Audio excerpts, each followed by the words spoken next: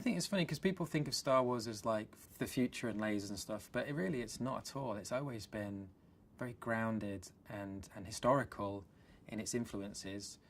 The second you start analysing costumes or guns in Star Wars, they all have an historical influence. What I found so interesting is you go around like, you know, the prop department, they got the weapons out, and there's your favourite gun from Star Wars, and then they show you a gun from World War II, and they're pretty much identical. And like everything, you know, even Han Solo's gun is pretty much a gun like from World War II era, with a few things stuck on it. And that's what was brilliant about George, is that he knew that if you take something that's familiar and you just push it a bit left or right of where it's normally at, so you can't recognise it, but it still instantly communicates what it has to. That's kind of what Star Wars is taking those things that we're all subconsciously familiar with and just giving them a twist so they feel exotic or futuristic.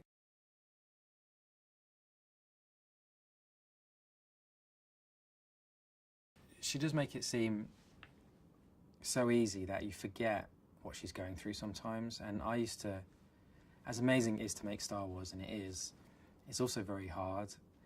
And whenever I was having a bad patch where I was thinking, I think I've got one of the hardest jobs in the world, I would just look to my left and I'd see Felicity and I'd go, no, you've got the hardest job in the world.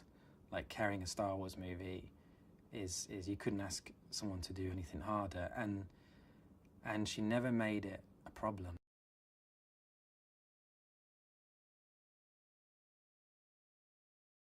Diego, he comes to the table like instantly, he's the most likable guy in the world. Like, Diego walks through a door and you just want to be his friend straight away. I don't know what it is about him, I don't know how he got it, but he has it.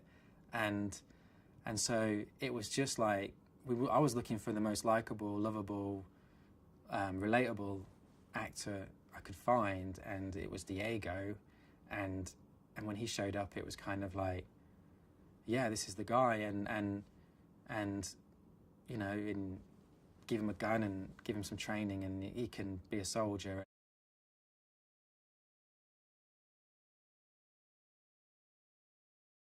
Alan is like, I think, all great comic actors in that as funny as he is, he can pull at your heartstrings equally. Like he can do something that's really tragic and you feel for him.